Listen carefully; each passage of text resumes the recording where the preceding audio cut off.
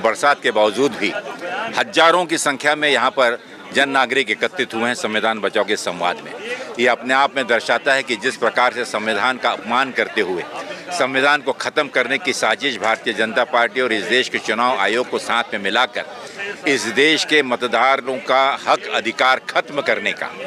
एक बहुत ही कुकृत्य जो भारतीय जनता पार्टी कर रही है, उसका इस संवाद में पूर्ण रूप से उसका जवाब है कि उसका निषेध हम सब करते हैं। संविधान बचाओ आयोजन क्यों करना पड़ा, ये अपने आप में एक चिंता का विषय है, जिसके चलते हुए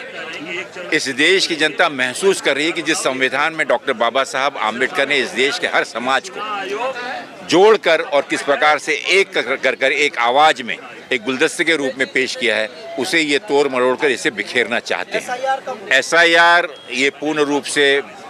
छलावा है और बहकाने वाली बात है। बिहार चुनाव को भी प्रभावित करने की और वहाँ पर जिस प्रकार से दुरुपयोग कर एसआईआर के नाम पर विशेष वर्गों को और वहाँ की मतदार सूची को बुरी तरह से तोड़ा मरोड़ा गया है और उसके सामने पूछे हुए प्रश्नों का आज तक चुनाव आयोग ने स्पष्टीकरण नहीं दिया है। लेकिन उसके बावजूद भी चुनाव की घोषणा हो गई और उसी चुनाव जो एसआईआर ने लिस्ट बनाई थी उस आधार पर ये चुनाव होने जा रहे हैं। और वो यह बतलाना चाहते हैं कि भले ही देश का न्याय, इस देश का न्यायालय भले ही कुछ भी बोले या इस देश की जनता कुछ भी बोले या विपक्ष कुछ भी बोले,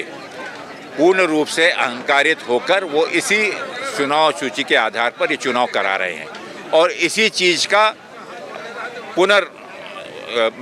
स्थिति वो बाकी भी प्रदेशों में बाकी भी जगह पर करना चाह रहे हैं। तो ये एसआईआर जो है, इसके पीछे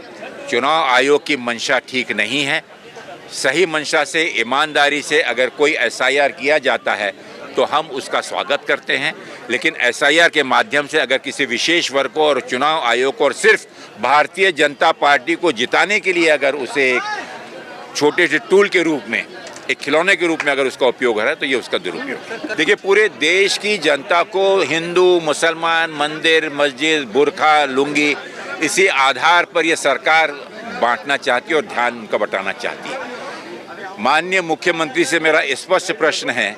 कि नाम बदलने से प्रदेश का उत्थान नहीं होगा, विकास नहीं होगा। नाम बदलने से इस प्रदेश के अंदर में रोजगार नहीं आएगा। सिर्फ नाम बदलने से भाईचारा मजबूत नहीं होगा। उनका हर वक्तव्य इस प्रदेश की गंगा जमनी तहजीब को नष्ट करने का, कमज़ोर करने की साजिश है,